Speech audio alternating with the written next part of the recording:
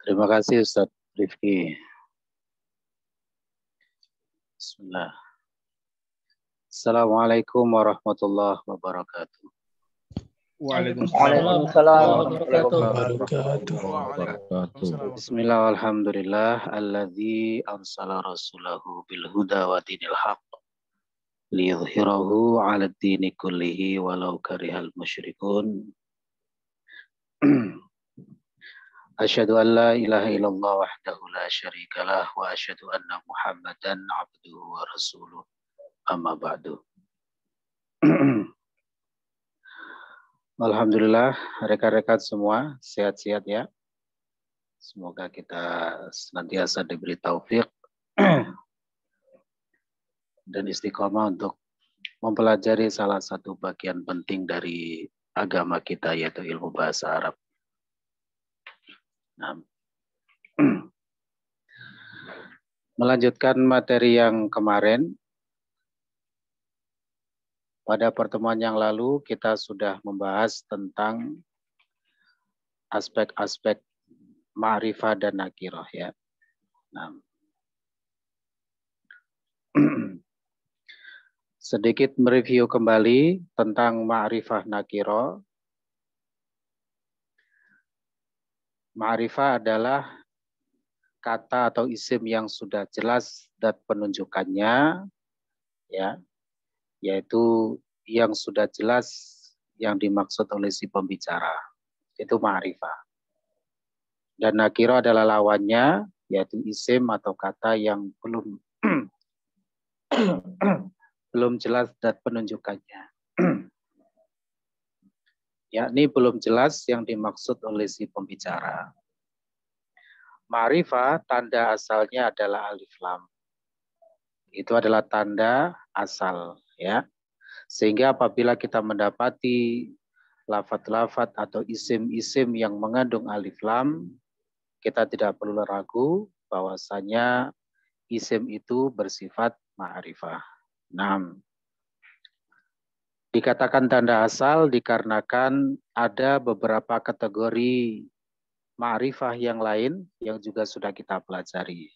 Nah, kemudian nakirah adalah tanda asalnya ya, atau tandanya adalah tanwin bagi lafaz-lafaz yang memang mengandung tanwin. Sedangkan lafaz-lafaz yang tidak mengandung tanwin, maka tanda nakirahnya dengan tidak beralif lam, itu berarti dia nakirah. Intinya begitu ya. Nah, kemudian bagaimana hubungan antara alif lam dan tanwin juga sudah kita pelajari. Ya. Bahwasanya antara alif lam dan tanwin tidak boleh berkumpul atau terhimpun dalam satu kata. Ya, dalam satu isim. Apabila suatu isim sudah beralif lam, maka tidak boleh ditanwin. Sebaliknya kalau sudah ditanwin, maka tidak boleh dialif lam. Ya, harus memilih salah satunya. Masalahnya adalah kapan kita menggunakan alif lam dan kapan kita menggunakan tanwin, itu tentu juga tidak sembarangan ya. Melainkan ada aturan-aturannya yang nanti semuanya akan kita pelajari insyaallah.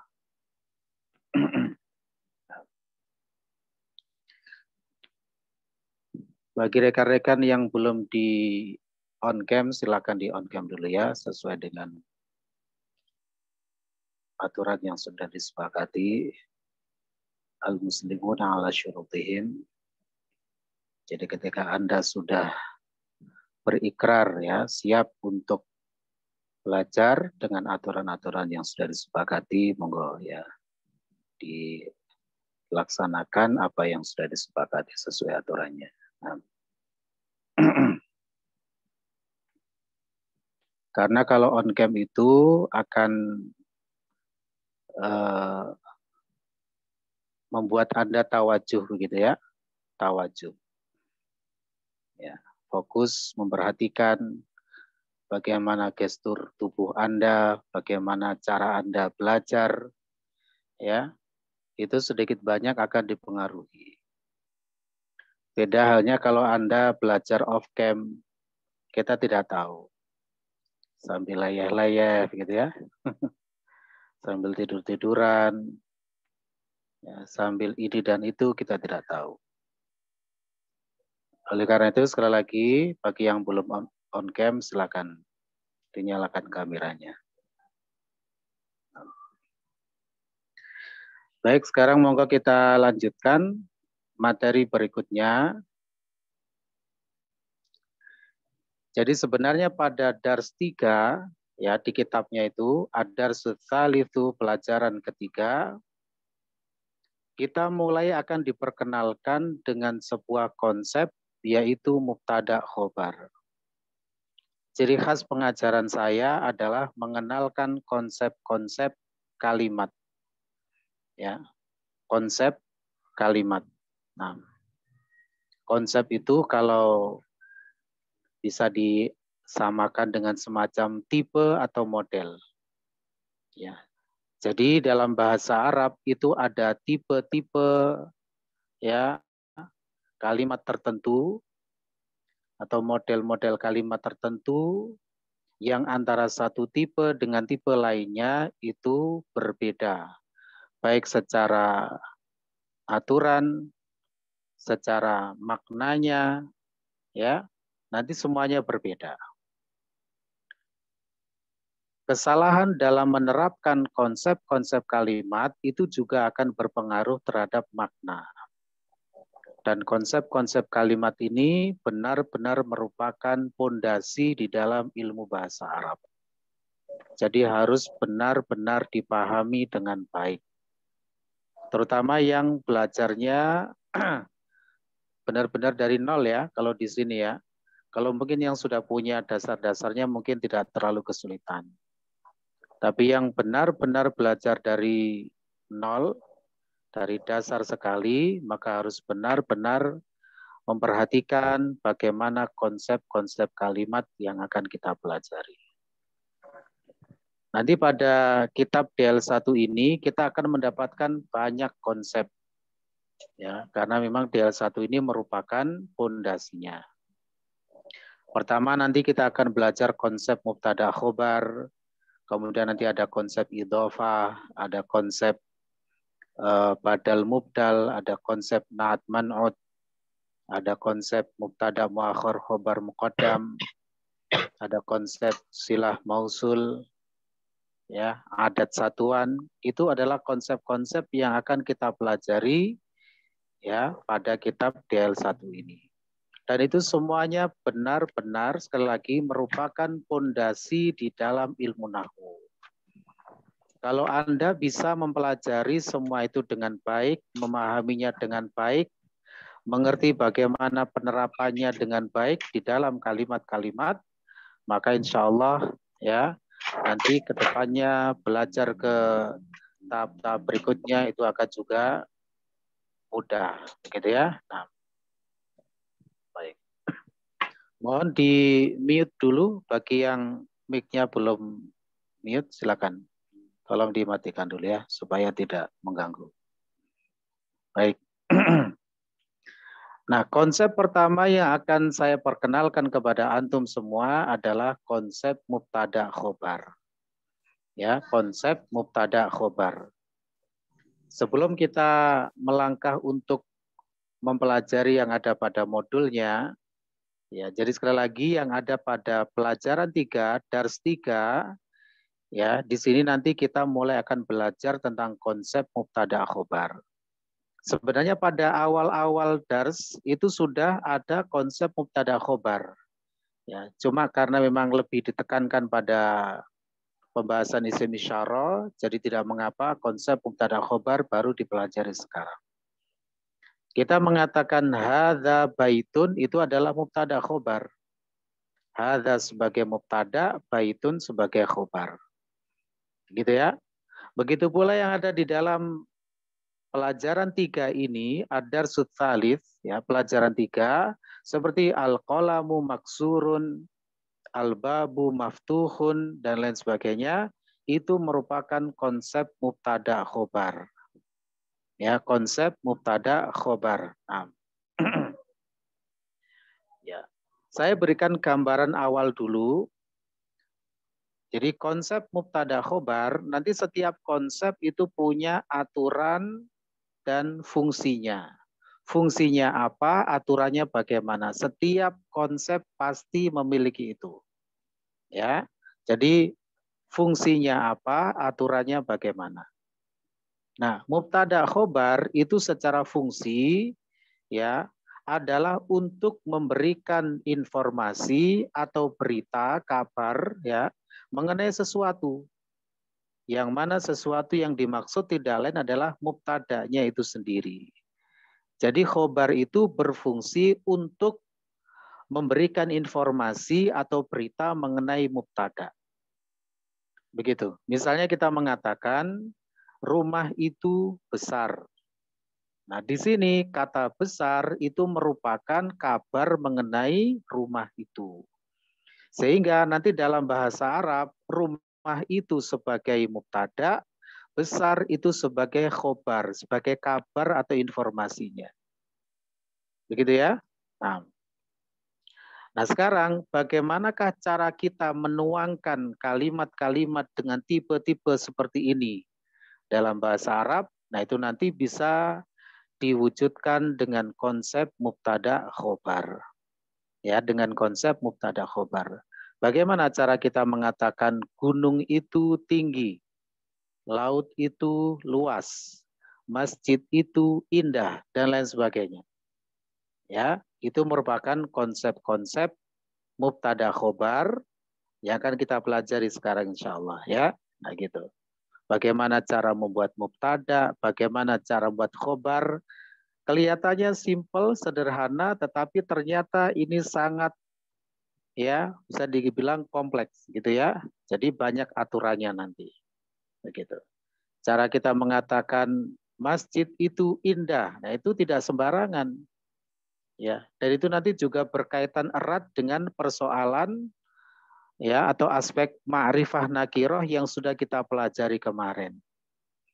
Ya, terutama dalam hal penerapan alif lam dan tanwinnya. Kita salah menggunakan alif lam dan tanwin akan bisa merubah maknanya. Begitu, baik. Sekarang monggo kita beralih dulu ke modulnya ya. Silakan dibuka masing-masing. Untuk modulnya halaman 8 ya. Nah, di situ kita mulai akan belajar tentang konsep mubtada khobar. Benar-benar harap diperhatikan, tawajuh, fokus, memperhatikan ya. Jadi tolong jangan sambil melakukan hal-hal yang tidak perlu.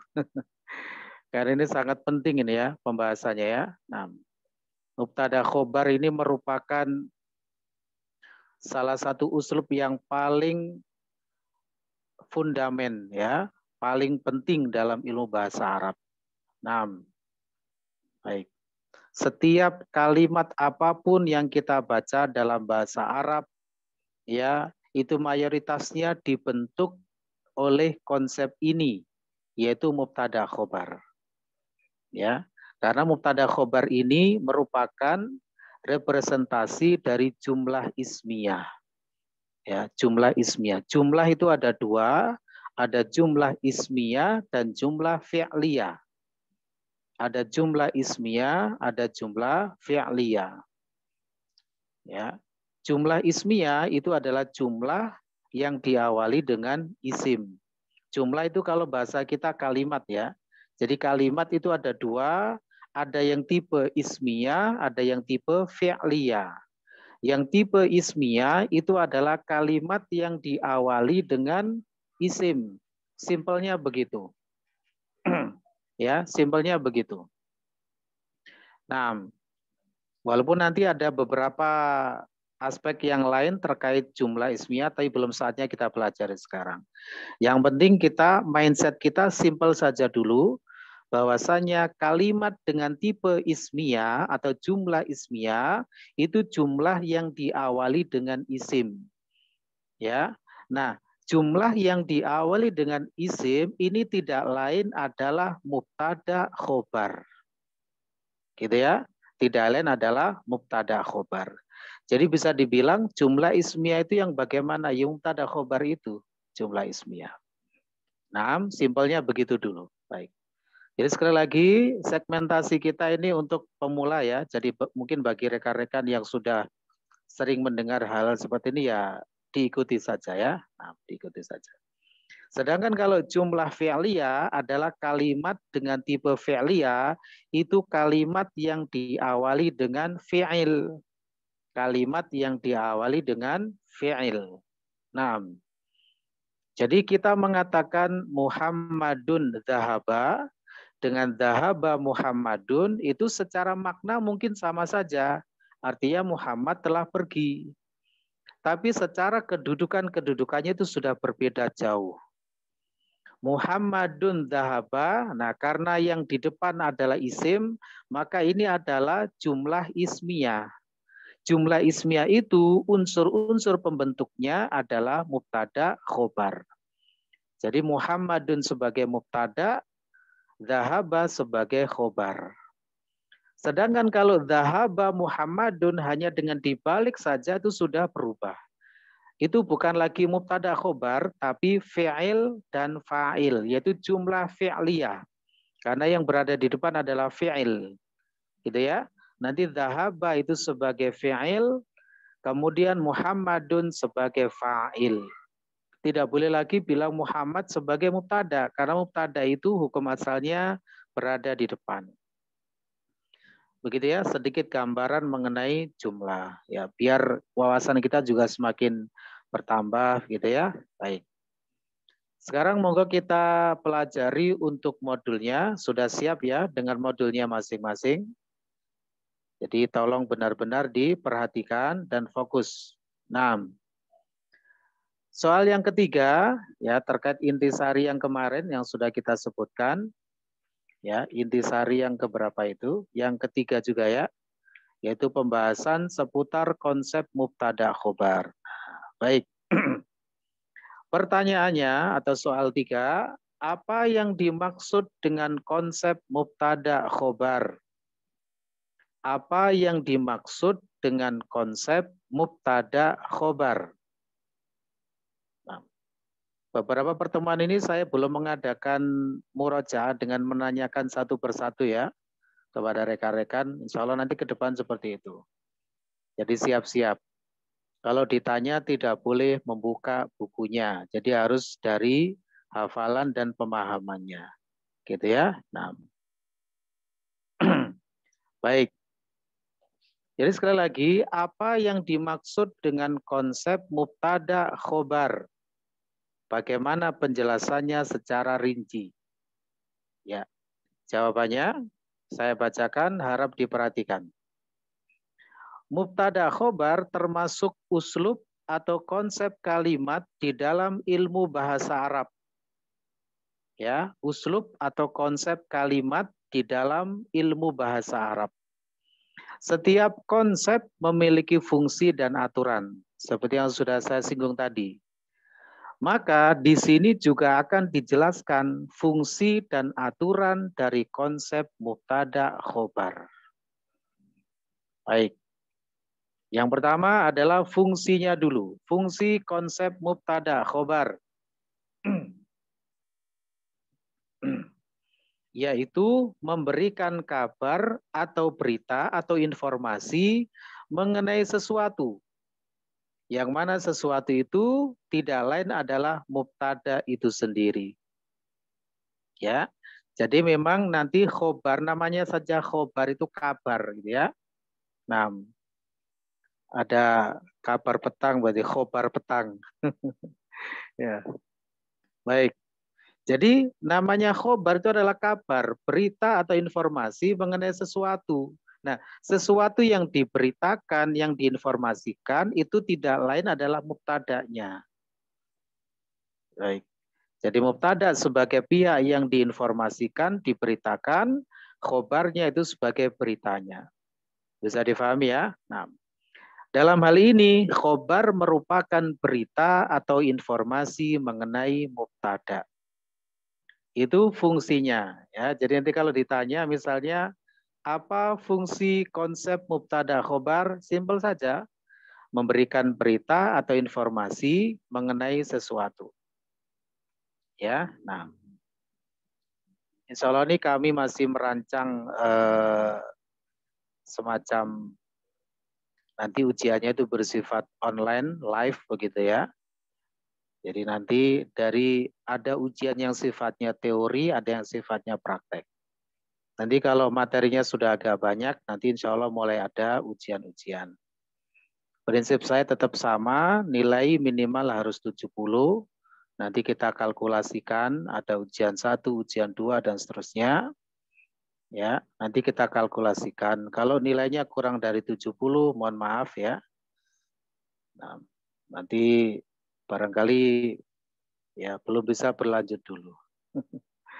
Jadi mulai sekarang Anda harus benar-benar istilahnya serius dalam belajarnya ya. Harus rajin-rajin murojaah kalau di rumah. Prinsip saya belajar itu tidak boleh tidak paham. Tidak boleh tidak paham dan tidak boleh samar-samar. Harus jelas, harus gamblang. Itu prinsip saya. Ya, saya tidak suka kalau belajar itu orang tidak paham. Harus paham, harus detail, harus jelas. Makanya misalnya rekan-rekan punya sesuatu yang sekiranya belum difahami, masih bingung, masih apa, silakan disampaikan. Ya, nanti bisa kita jelaskan ulang atau bagaimana. Begitu ya. Nah, jadi prinsip saya sekali lagi belajar harus jelas, harus gamblang. Baik. Berikutnya, setelah kita mempelajari fungsi dari konsep mubtada khobar, yaitu memberikan berita atau informasi mengenai sesuatu yang tidak lain adalah mubtada'nya itu sendiri. Sekarang kita masuk kepada aturan mubtada khobar. Ya, jadi ini aturannya itu tidak langsung brek-brek gitu tidak ya, tapi harus dirunut dulu secara sistematis ya, harus diolah dulu ya secara runut. Ya, mohon diperhatikan.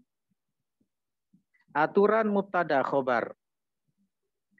Nah, aturan mubtada khobar itu diambilkan dari dua aspek. Jadi kalau rekan-rekan ingin mengetahui dari mana datangnya aturan mubtada khobar itu, dari dua aspek.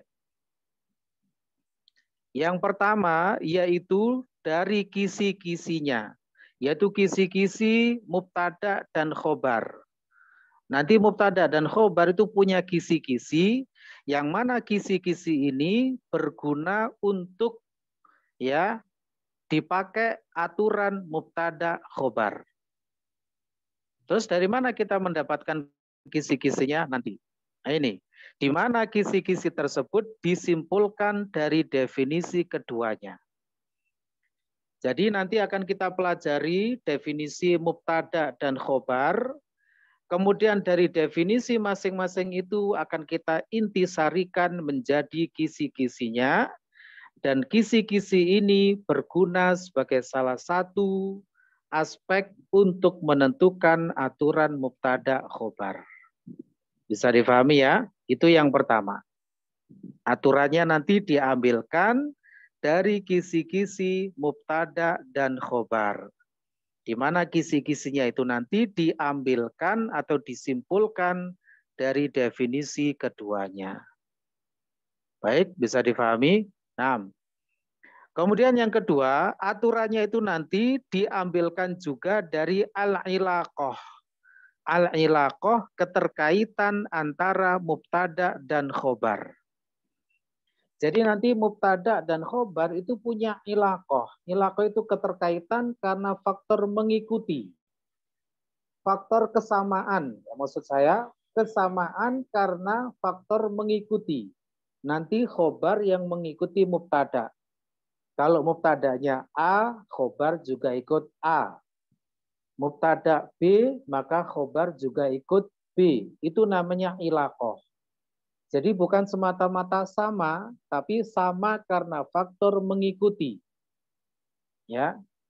Karena nanti ada kesamaan juga, tapi bukan karena mengikuti. Melainkan karena dasarnya seperti itu, yaitu masalah i'rab. Masalah i'rab. Kalau saya mengatakan i'rab, maka yang dimaksud kemarin apa? Dengan saudara Aditya. Kalau saya mengatakan i'rab, maka kemarin yang dimaksud apa itu? I'rab itu. Monggo silakan. Saudara Aditya Fadila, monggo. Kemarin kan ada 4 unsur itu ya. Ada i'rab, jenis, sifat, adat. Nah, kalau i'rab itu yang dimaksud apa? I'rab kata bukan Apa? kata.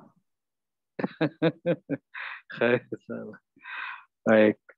Mungkin dengan saudara Prasetyo bisa membantu. I'rab itu apa ya dimaksud kemarin? Bismillah, yang tangkap seperti marfu, majrur ya Ustaz. Ya, marfu, mansub, majrur. Itu i'rab ya. Nah, gitu. Kalau jenis, maka yang dimaksud apa, saudara Firman? Muzakkar, muannas. Muzakkar, muannas. Baik. Kalau sifat, saudara Haris Firmansyah? Ma'rifat nakiro. Ma'rifat nakiro. Baik. Kalau adat, yang dimaksud apa, saudara Mujahid?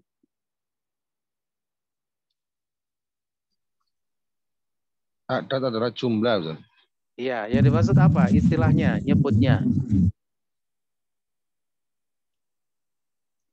Yaitu mufrad, musanna atau jamak. Begitu ya? Baik. Jadi saya ulang, itu adalah unsur-unsur yang selalu melekat pada suatu isim. Harus kita pahami itu ya. Harus kita pahami. Mohon di-mute dulu. Oke, di-mute dulu. Nah. Baik. I'rab itu yang dimaksud adalah marfu, mansub, dan majrur. Kalau untuk fi'il nanti ada majzum. Itu namanya i'rab, istilah i'rab, ya. Kalau jenis yang dimaksud adalah mudzakkar muannats. Kalau sifat itu ma'rifah nakiro, dan kalau adat itu adalah mufrad, musanna atau jamak. Jadi nanti misalnya saya bertanya, lafadz ini sifatnya apa? Berarti itu saya menanyakan ma'rifah atau nakiro. Begitu ya? Dan lain sebagainya. Kembali pada permasalahan tadi. Jadi mubtada dan khobar itu punya ilaqah, yaitu kesamaan karena faktor mengikuti. Ya, nanti dalam hal ini khobar yang mengikuti mubtada. Kalau mubtadanya itu A, maka khobarnya juga A. Kalau mubtadanya B, khobarnya juga B. Itu namanya ilaqah. Harus sudah kita familiarkan ya istilah-istilah seperti ini. Karena mubtada dan khobar juga punya kesamaan, tapi bukan karena ilaqah. Tapi memang dasarnya seperti itu, yaitu dalam hal i'rabnya. Yaitu mubtada itu marfu, khobar juga marfu. Tapi marfu'nya khobar itu bukan karena mengikuti marfu'nya mubtada. Melainkan memang masing-masing itu marfu' i'rabnya. Begitu ya? Nah, kalau begitu apa saja ilaqah antara mubtada dan khobar nanti akan kita pelajari. Baik. Itu adalah dua aspek yang berguna untuk menentukan aturan mubtada khobar. Yaitu diambilkan dari kisi-kisi mubtada dan khobar dan ilaqah antara mubtada dan khobar. Sampai di sini bisa dipahami ya rekan-rekan. Sebelum kita lanjutkan, barangkali ada yang mau disampaikan dulu, monggo. Ada yang belum jelas atau bagaimana? Monggo. Monggo silakan. GG. Ustaz, tadi kalau yang al-ilaqah itu kan ada kesamaan karena faktor mengikuti. Nah, kesamaannya itu apa aja, Ustaz? Barusan sudah disampaikan, Bang. Akan kita pelajari nanti setelah ini, oke? Baik, Ustaz. Baik, nanti akan kita pelajari. Tidak perlu khawatir. Semua ilmunya insya Allah ada nanti, oke? Baik, sabar dulu. Ilaqahnya apa saja nanti akan ketemu, insya Allah. Baik, ada lagi monggo yang lain? Monggo ya, silakan. Sebelumnya mungkin saya kemarin absen mungkin agak kelewat dari terkait unsur-unsur isim tadi yang ikram, sifat dan lain-lain seperti itu di materi yang mana ya Ustaz?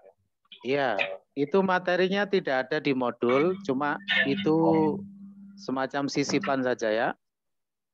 Ya. Jadi modul ini sifatnya ya terbatas gitu, tidak semua hal ada di modul. Gitu. Jadi nanti akan banyak juga materi-materi sisipan insya Allah ya. Nah, baik. Itu tidak ada di modul, sekedar saya tambahkan sebagai wawasan saja ya, untuk menambah wawasan. Bahasanya isim itu selalu melekat padanya 4 unsur, yaitu i'rab, jenis, sifat, adat. Itu selalu ada, pasti, tidak bisa tidak. I'rabnya apa? Apakah marfu, mansub atau majrur? Jenisnya apa? Apakah mudzakkar atau muannats? Sifatnya apa? Ma'rifah atau nakiro? Dan adatnya berapa? Apakah mufrad, musanna atau jama'? Itu pasti selalu ada. Dan kemarin sudah kita kasih contoh. Ya, baik. Tadi yang menyampaikan di setting apa ya? Apa yang perlu diulang? Ngapunten.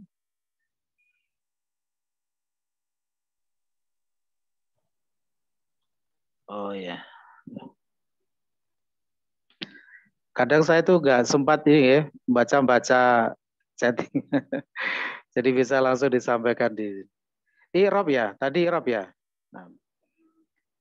Ya, intinya i'rab itu adalah, atau gini rekan-rekan, mohon maaf sebelumnya ya.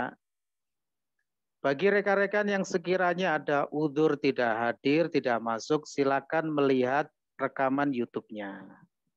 Ya. Silakan dilihat, ya, dipelajari, ya, di situ sudah ada semuanya penjelasannya begitu, sehingga nanti tidak ada alasan untuk tidak mengetahui materi-materi yang sudah dipelajari. Dan mohon maaf saya tidak suka seperti itu, ya. Jadi kedepannya apabila antum misalnya tidak hadir, tidak masuk, monggo silakan selama ada udzur, ya. Tapi tidak ada alasan untuk tertinggal materi. Tidak ada alasan untuk tertinggal materi, gitu ya. Kenapa? Karena rekamannya sudah ada. Silakan dilihat di YouTube-nya ada, linknya juga mungkin insya Allah sudah disampaikan oleh Ustadz Rifki ya. Mungkin menjawab pertanyaan tadi tidak mengapa, saya ulang untuk yang i'rabnya dulu ya. I'rab itu intinya adalah perubahan harokat yang terakhir dari suatu kata disebabkan oleh faktor-faktor tertentu. Intinya begitu dulu. Ya, nanti akan dipelajari juga masalah i'rab itu ya. Nanti pada saatnya. Baik. Supaya kita tidak melebar kemana-mana dulu, sekarang kita kembali ke sini dulu ya. Kembali ke mubtada khobar dulu. Monggo, kita lanjutkan dulu. Nah.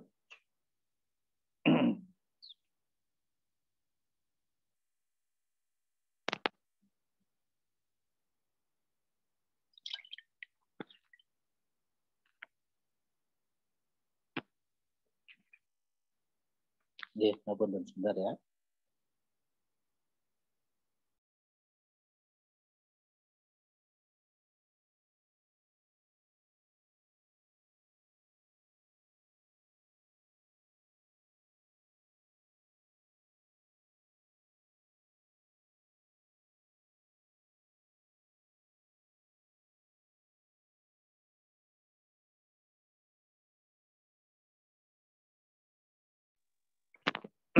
Baik, bismillah. Mari kita lanjutkan kembali. Tadi sudah disampaikan bahwasanya aturan mubtada khobar itu diambilkan dari 2 aspek. Ya, dari 2 aspek, yaitu diambilkan dari kisi-kisi mubtada khobar itu sendiri, dan yang kedua diambilkan dari ilaqoh, keterkaitan antara keduanya. Di mana kisi-kisi itu tadi diambilkan dari definisi mubtada khobar. Maka sekarang mari kita pelajari definisi mubtada khobar itu apa, karena nanti bisa diintisarikan untuk kisi-kisinya dari situ. Nah, halaman 9 ya, monggo dilihat. Berikut ini penjabarannya. Definisi mubtada khobar.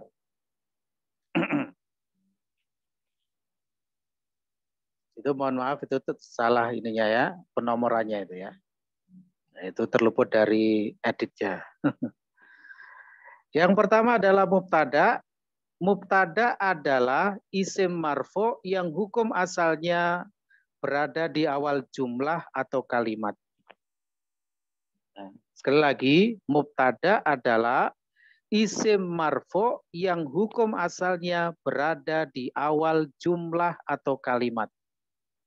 Sifat asalnya adalah ma'rifah, bisa menjadi nakiroh dengan syarat-syarat tertentu. Ini definisi mubtada. Nanti kisi-kisinya yang diambilkan dari sini adalah isim, marfu, dan ma'rifah. 3 poin itu yang menjadi kisi-kisi utama dari mubtada. Dari situ nanti aturannya dipakai. Pelan-pelan ya. Jadi mubtada adalah isim marfu. Berarti mubtada itu wajib berupa isim. Tidak boleh mubtada itu berupa fi'il. Harus wajib berupa isim. Kemudian marfu berarti mubtada itu hukumnya, i'rabnya selalu marfu. Tidak mungkin mansub atau majrur. Marfu, mansub, majrur itu apa? Ya, sementara dulu ya. Mindset kita marfu itu dhammah, itu saja dulu. Ya, nanti akan berkembang lagi. Sementara ini kita pahami marfu itu adalah dhammah. Mansub itu fathah, majrur itu kasroh. Ini dulu yang kita pahami. Baik. Nah, berarti kalau dikatakan mubtada itu marfu, ya, berarti harokatnya harus dhammah. Nanti akan kita terapkan. Ya, nanti akan kita terapkan. Sekali lagi, mubtada itu harus berupa isim dan i'rabnya marfu dhammah. Berarti tidak boleh mubtada itu dalam keadaan fathah, mansub, atau majrur kasroh. Makanya di kitab tadi yang saya katakan, al-qalamu maksurun. Al-qalamu itu sebagai mubtada, maksurun sebagai khobar. Mari kita lihat. Al-qalamu, dia berupa isim, dan i'rabnya marfu, yaitu dhammah itu. Al-qalamu, nah itu namanya marfu. Kemudian sifat asalnya adalah ma'rifah. Ya, ma'rifah. Kemarin ma'rifah tandanya apa dengan saudara Bapak Murtaji? Ma'rifah tandanya apa, Pak? Alif lam, Ustaz. Alif lam, makanya lihat. Al-qalamu menggunakan alif lam. Jadi tidak boleh qalamun maksurun. Begitu ya? Tidak boleh. Melainkan harus menggunakan ma'rifah, dalam hal ini menggunakan alif lam. Bisa dipahami ya? Ini adalah 3 kisi milik mubtada yang diintisarikan dari definisinya. Yaitu berupa isim, i'rabnya marfu, dan sifatnya ma'rifah. Kisi-kisi ini yang dipakai sebagai aturan untuk membuat mubtada. Artinya kalau kita ingin membuat suatu mubtada, maka harus melibatkan kisi-kisi ini. Berupa isim, i'rabnya marfu, dan sifatnya ma'rifah. Begitu ya, bisa dipahami ya? Baik. Kemudian sekarang definisi khobar. Mohon diperhatikan. Khobar adalah kata yang melengkapi mubtada untuk membentuk jumlah mufidah. Jumlah mufidah itu kalau bahasa kita adalah kalimat sempurna. Sifat asalnya nakiroh bisa menjadi ma'rifah dengan syarat-syarat tertentu. Khobar i'rabnya juga marfu'. Nah, dari definisi ini maka kita bisa tarik 3 kisi-kisi juga milik khobar, yaitu berupa kata bebas, i'rabnya marfu', sifatnya nakiroh. Makanya kalau kita ingin membuat khobar, harus melibatkan kisi-kisi ini. Berupa kata bebas itu maksudnya apa? Tidak harus isim. Ya, bisa berupa fi'il, bisa berupa jar majrur, bisa berupa dhorof madruf, dan lain-lain. Pokoknya khobar itu bebas. Tidak harus berupa isim.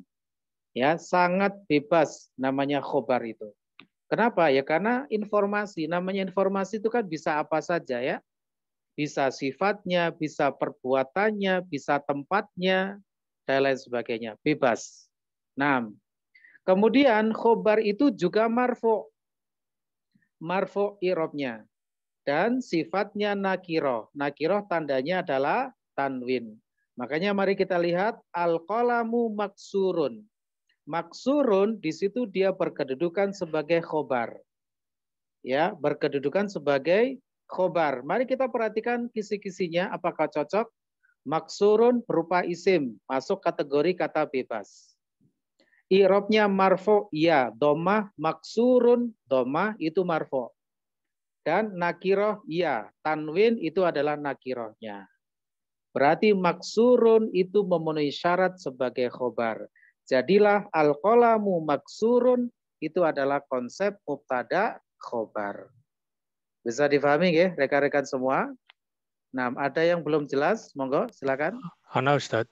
Monggo silakan. Ustaz, mumpung belum terlalu jauh ini ke pelajaran berikutnya, sebenarnya saya pengen memahami kalau definisi isim bedanya dengan fi'il, lalu bedanya lagi dengan huruf itu masih kurang jelas, Ustaz.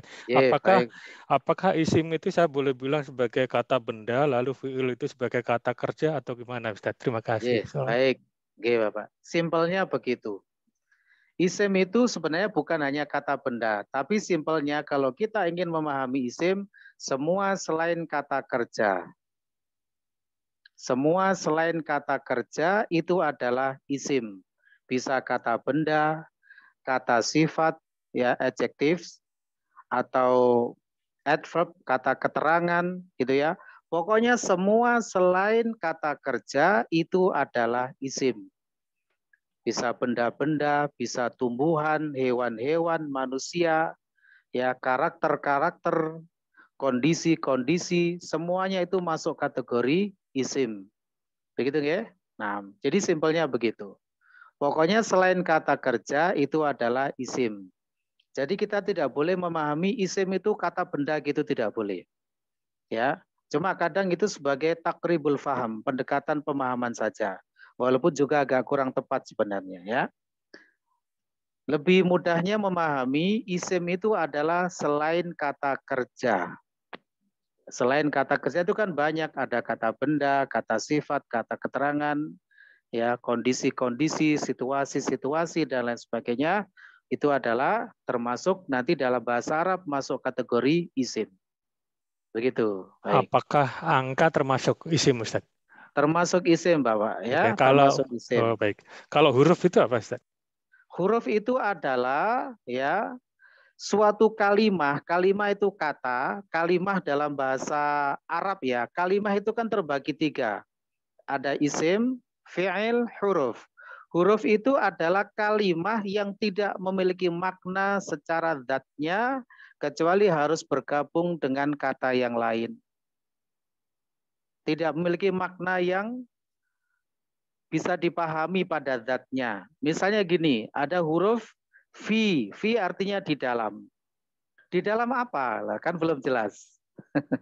Gitu kan? Tapi kalau fil baiti baru dipahami di dalam rumah. Maknanya menjadi bisa dipahami. Ya, itu namanya huruf mabani.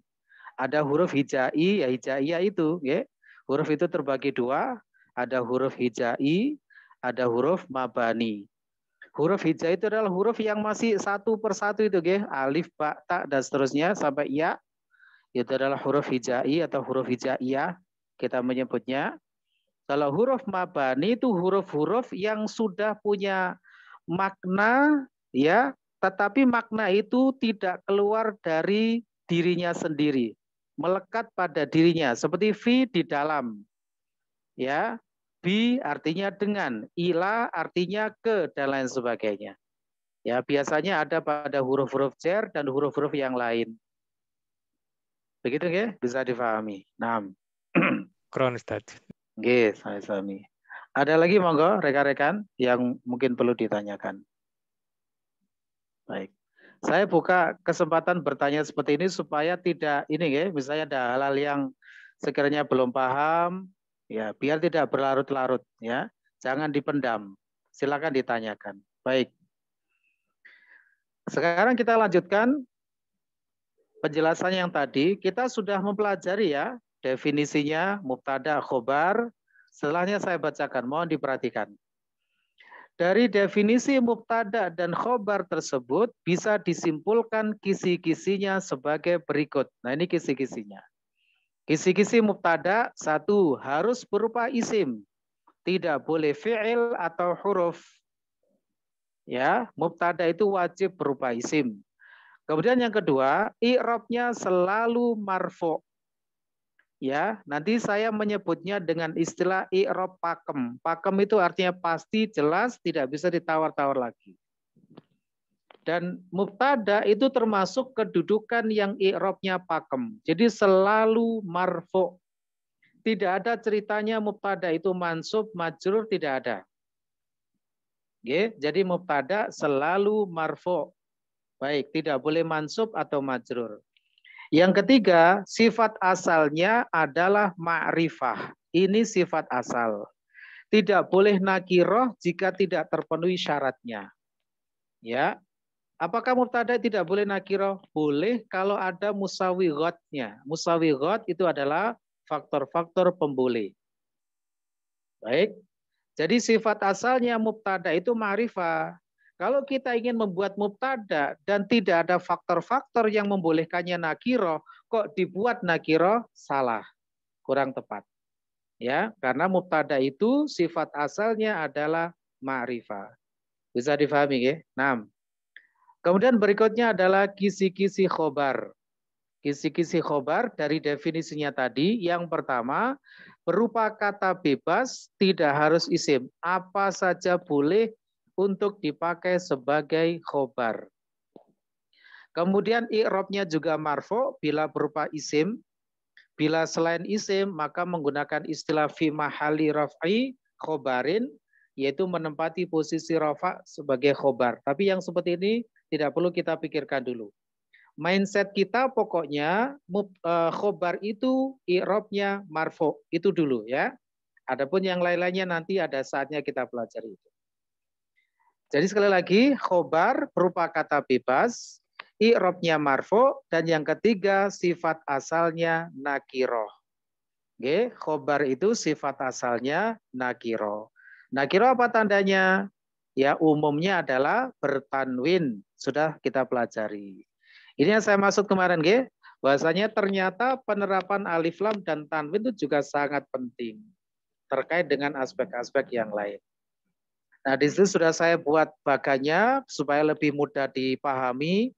Mubtada itu isim, marfu' ma'rifah. Khobar kata bebas, marfu' nakiroh. Nah, kisi-kisi ini rekan-rekan, inilah yang dipakai untuk ya sebagai aturan untuk membuat mubtada dan khobar. Artinya kalau kita ingin membuat mubtada, silakan diterapkan kisi-kisinya ini. Isim, marfu', ma'rifah. Kalau kita ingin membuat khobar, juga demikian. Kisi-kisinya kita terapkan. Berupa kata bebas, marfu', nakiroh. Begitu ya? Baik. Itu baru aspek yang pertama, yaitu kisi-kisinya. Harus dilengkapi dengan aspek yang kedua, yaitu ilaqoh, keterkaitan antara mubtada dan khobar. Baik, mari kita pelajari halaman setelahnya. Halaman 10. Al-ilaqah, keterkaitan antara mubtada dan khobar. Yang dimaksud ilaqah, ya, keterkaitan di sini adalah kesamaan karena faktor mengikuti atau menyesuaikan. Ya, sebagaimana sudah saya singgung tadi, dalam hal ini khobar mengikuti atau menyesuaikan terhadap mubtada dari aspek apa saja? Dari dua aspek saja, tidak ada yang lain. Jadi sekali lagi, nanti khobar itu mengikuti mubtada atau berilaqah terhadap mubtada itu hanya dari dua aspek, tidak ada yang lain. Gitu ya. Apa saja itu? Yaitu aspek jenis dan aspek adatnya. Artinya antara mubtada dan khobar itu jenisnya harus sama. Begitu pula antara dari segi adatnya, ya, adat jumlah bilangannya itu antara mubtada dan khobar juga harus sama. Keterangannya di situ. Dari aspek jenis yang pertama, kalau mubtada mudzakkar, khobar juga mudzakkar. Kalau mubtada muannats, khobar juga muannats. Begitu ya. 6. Jadi tidak boleh berbeda. Mubtadanya mudzakkar kok khobarnya muannats. Atau mubtadanya muannats, khobarnya mudzakkar, tidak boleh. Karena antara mubtada dan khobar itu jenisnya harus sama. Kemudian yang kedua adalah aspek adat. Ya, adat itu jumlah bilangannya. Kalau mubtada mufrad, khobarnya juga harus mufrad. Mubtadanya musanna 2, khobarnya juga musanna. Mubtadanya jamak, khobarnya juga jamak.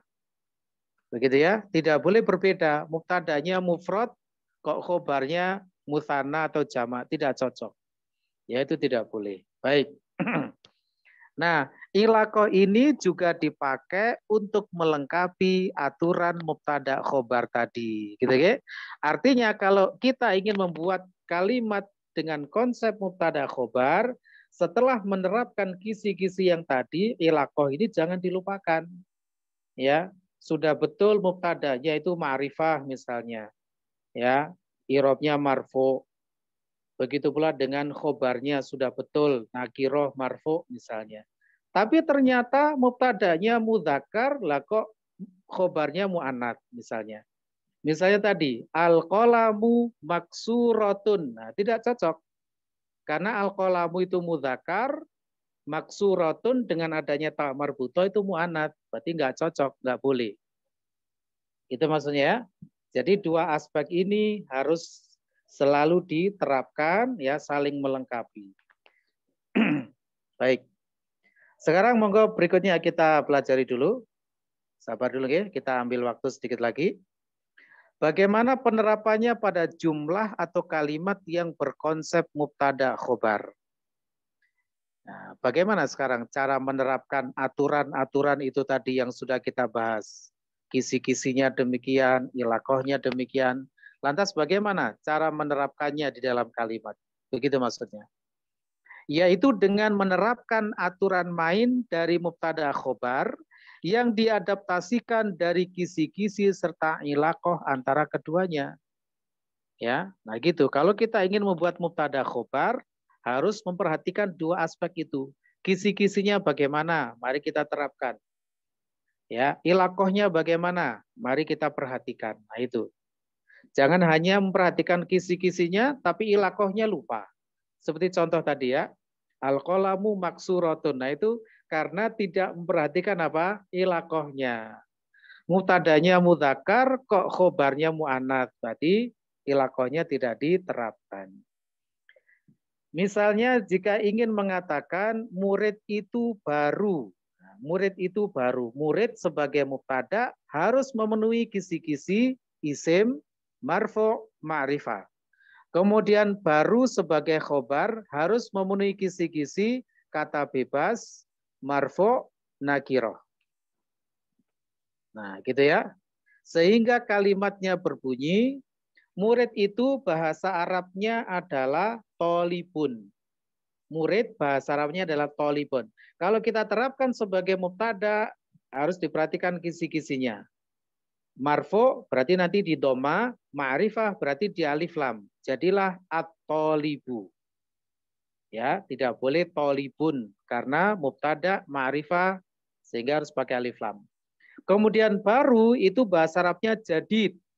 Jadid digunakan sebagai khobar maka kisi-kisinya berupa kata bebas marfu nakiro. Marfu berarti di dhamma, nakiro berarti di tanwin. Jadilah jadidun itu sebagai khobarnya. Ya. Nah, sehingga murid itu baru bahasanya adalah at-thalibu jadidun. Nah, sedikit lagi mohon diperhatikan. Jika mubtada musanna atau jamak, nah ini dari segi ilakohnya tadi, jika mubtada itu musanna atau jamak, maka keterkaitan dengan khobar dari segi adat harus diperhatikan. Ya, misalnya dua murid itu baru. Bahasanya, bahasa Arabnya at-tolibani jadidani. Nah, khobarnya ikut dimusanakan. Enggak boleh at-tolibani, mubtadanya musanna tapi khobarnya jadidun. Mufrad tidak boleh. Itu yang dimaksud tadi ya. Jadi adatnya harus disamakan ilakohnya. Kemudian contoh yang jamak misalnya at-tulabu jududun. Para murid itu baru.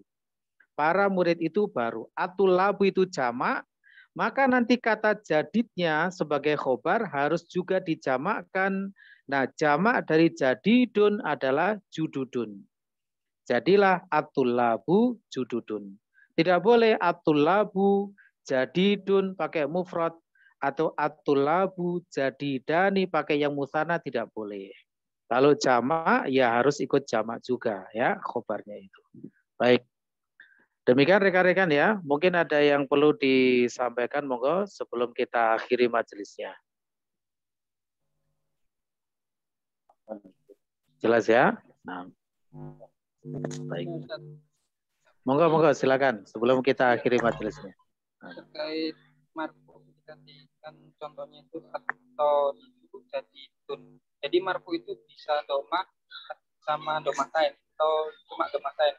Iya. Nah ini kelihatan belum mendengarkan YouTube-nya ini. Ya Mas. Khair insyaallah. Sudah kita singgung kemarin ya, entah pertemuan yang kapan itu. Doma dan domaten itu sama kalau dalam hal i'rab ya. Nah, mau doma atau domaten itu sama-sama namanya marfu. Begitu pula nanti fathah dan fathatain itu juga sama-sama namanya mansub. Kasroh, kasroten juga tidak ada bedanya. Namanya majrur. Jadi dalam hal i'rab itu mau domah biasa atau domaten sama. Itu namanya marfu. Ya, nah baik. Cuma kan masalahnya adalah kapan pakai doma, kapan pakai domaten. Nah itu nanti yang jadi persoalan lain lagi. Cuma namanya sama-sama marfu. Begitu nggih? Baik. Hai insyaallah Pak Bro. Oke, monggo silakan ada lagi? Apa Ustaz? Ana Ustaz.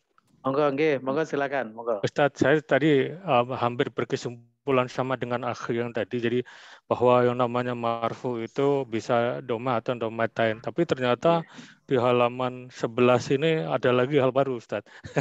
Jadi ternyata itu hanya berlaku kalau mufrad. Iya, okay. Kalau adatnya musanna atau jamak beda lagi Ustaz ya. Beda lagi, okay. Sebenarnya mau saya sampaikan sekarang, tapi waktunya sudah ini, ya. Jadi insya Allah pertemuan berikutnya.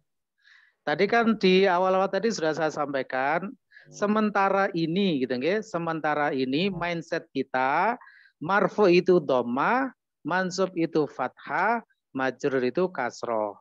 Meskipun nanti tidak selalu marfu itu dengan dhamma, mansub tidak selalu dengan fathah, majrur tidak selalu dengan kasroh, tergantung kategori isimnya. Ini belum kita bahas. Nanti insya Allah pertemuan berikutnya. Cuma tadi kita masih dalam ranah yang simpel dulu, ya supaya mudah dipahami. Karena kita sedang berbicara masalah mubtada khobar, ya, kita butuh tahu marfu itu apa tandanya, kan begitu, ya? Nah, tandanya sementara ini adalah marfu itu dhammah. Mansub itu fathah, majrur itu kasroh. Begitu ya? Baik. Nah, oke. Tadi seperti ada yang bertanya lagi, monggo silakan. Afwan Ustaz. Monggo. Ya. Saya Ustaz. umumnya kalau kita belajar bahasa, misalkan di bahasa Indonesia atau di bahasa Inggris, susunan kata itu kan kita mengenal ada hukum DM ya. Jadi diterangkan, menerangkan. Kalau bahasa Indonesia DM, kalau bahasa Inggris NG. Nah, dari beberapa materi yang sudah saya pelajari, apakah betul kalau saya menyimpulkan kalau di bahasa Arab itu hukumnya DM ya, seperti bahasa Indonesia. Jadi atau libu jadi dun itu kan jadi murid baru, diterangkannya murid, menerangkannya baru. Kemudian pertanyaan saya yang kedua, dalam pola kalimat yang lengkap itu kan kita mengenal kalau di bahasa Indonesia itu ada istilah pola SPOK ya, subjek, predikat, objek, keterangan. Apakah nanti di bahasa Arab juga seperti itu, Ustaz? Nah, baik Bapak. Barakallahu fikum. Kalau kita belajar bahasa Arab, saya pribadi menghindari istilah-istilah bahasa yang lain. Ya, kita tidak menggunakan SPOK lagi karena nanti pemaknaannya dan penerapannya berbeda. Ya, nah, kalau dalam bahasa Indonesia namanya subjek itu bisa artinya mubtada, bisa artinya fa'il. Padahal dalam bahasa Arab mubtada dan fa'il itu berbeda. Dalam bahasa Indonesia mau pelaku atau yang berada di awal kalimat itu namanya subjek. Nggih, subjek, predikat, objek kan begitu nggih. Tapi dalam bahasa Arab berbeda. Fa'il dan mubtada itu tidak sama. Nggih, nah gitu. Insya Allah nanti akan kita buktikan. Jadi dalam belajar bahasa Arab sebaiknya kita menggunakan istilah-istilah dan pola-pola kalimat sebagaimana yang ada dalam bahasa Arab. Itu sudah mencukupi. Jadi tidak setiap yang ada pada bahasa Indonesia atau bahasa Inggris bisa diterapkan. Karena nanti ternyata berbeda. Yang dimaksud itu berbeda, tidak sama.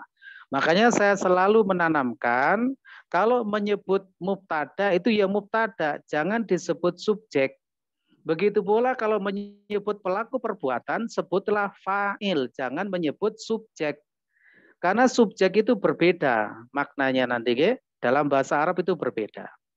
Begitu, Bapak, ke? Bisa dipahami. Nah, barakallahu fikum. Oke. Sepertinya ada lagi tadi, monggo silakan. Terakhir begitu. Saya Ustaz. Monggo silakan. Gantian. Aman Ustaz, boleh saya Ustaz. Monggo silakan. Ustaz, untuk jamaknya itu nanti apa harus sama ya Ustaz? Maksudnya jamak taksi misalnya.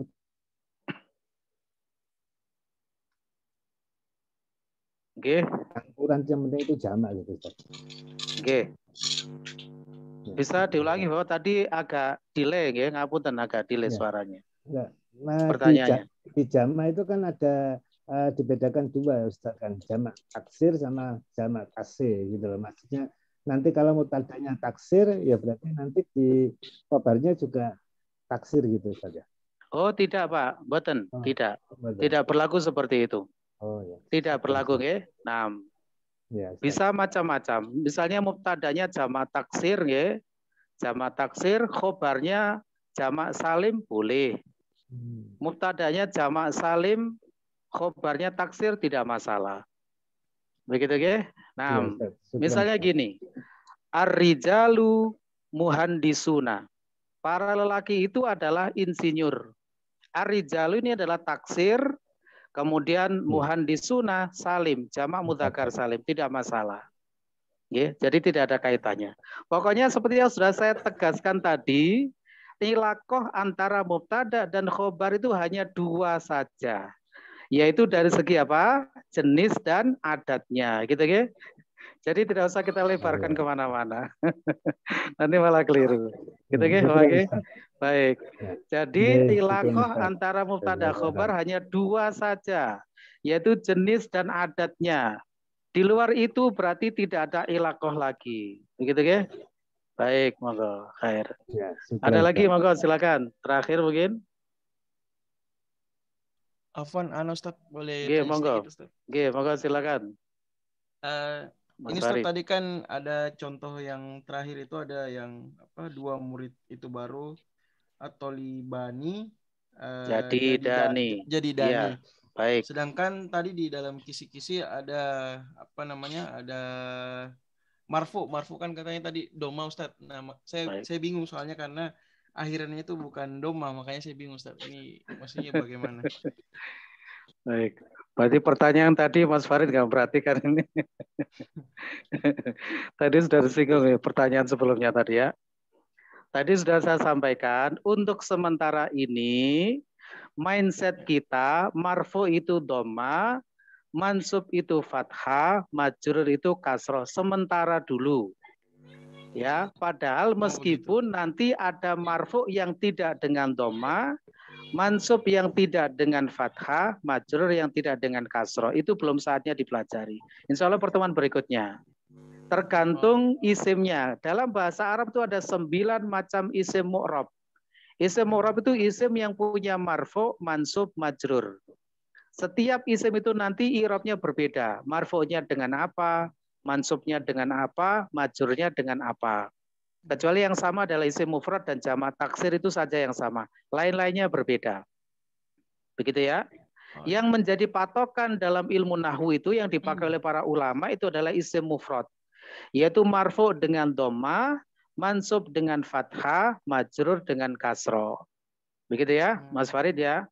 Adapun yang at-talibani jadidani itu adalah isim musanna.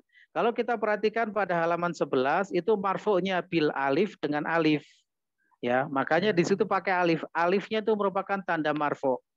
At-talibani, nah alifnya itu tanda marfu. Jadidani, nah alifnya itu tanda marfu. Karena mubtada khobar kan sama-sama marfu, begitu ya? Baik. Gitu. Afwan Ustaz, boleh satu lagi Ustaz. Moga. Dengan senang hati. Karena di sini kan tadi contohnya ini kan sepertinya dua-duanya isim ya. Nah kalau misalnya fiil itu bagaimana Ustaz? Apakah di dalam konsep fiil itu juga ada istilah apa namanya aspek ininya, aspek adatnya juga ada? Artinya ada mufrad, ada musanna, ada jama juga untuk ada, ya, baik. Ya, nanti itu dipelajari pada jilid 2, nanti ada istilahnya kaidah letak fi'il. Kalau fi'ilnya berada di depan, maka fi'ilnya wajib mufrad berapapun jumlah pelakunya. Misalnya gini, murid itu pergi, dengan 2 murid itu pergi, dengan banyak murid itu pergi, itu kalau fi'ilnya berada di depan, maka wajib menggunakan fi'il yang mufrad. Dhahaba at-talibu, dhahaba at-talibani, dhahaba at-tullabu. Mau jumlahnya 1 atau 2 atau banyak, kalau fi'ilnya yang berada di depan posisinya, maka fi'ilnya wajib mufrad. Tapi kalau dirubah menjadi konsep mubtada khobar, ya, di mana mubtadanya itu istilahnya atau fi'ilnya itu jatuh setelah mubtada, maka fi'ilnya wajib menyesuaikan dengan dhamir mubtadanya. Misalnya at-talibu dhahaba. Dhahaba itu adalah fi'il untuk 1. Kalau at-talibani maka dhahaba ada alifnya. Dhahaba panjang baknya ya. Nah, alif itu menunjukkan 2. Kalau at-tullabu dhahabu pelakunya banyak. Gitu ya. Ini yang mubtada khobar. Iya, kalau mubtada khobarnya berupa fi'il, maka fi'ilnya juga tetap wajib menyesuaikan dengan jumlah mubtadanya. Begitu ya, Mas Farid ya. Nah, jazakallahu. Itu nanti lebih detailnya nanti pada jilid 2. Tidak perlu khawatir, semuanya ada insya Allah. Baik. Cukup rekan-rekan semua? Mungkin ada lagi yang perlu ditanyakan? Kalau tidak ada, mungkin cukup dulu ya untuk pertemuan pada malam hari ini. Jadi saya berpesan ya, benar-benar dipelajari materi-materinya supaya kita bisa meraih ya tujuan-tujuan kita dalam belajar bahasa Arab. Baik, kurang lebihnya mohon maaf, insya Allah dilanjutkan pada pertemuan berikutnya nanti ya. Wabillahi taufiq wal hidayah, subhanakallahumma hamdika, asyhadu an la ilaha illa anta, astaghfiruka wa atubu ilaik. Wassalamualaikum warahmatullahi wabarakatuh. Waalaikumsalam warahmatullahi wabarakatuh.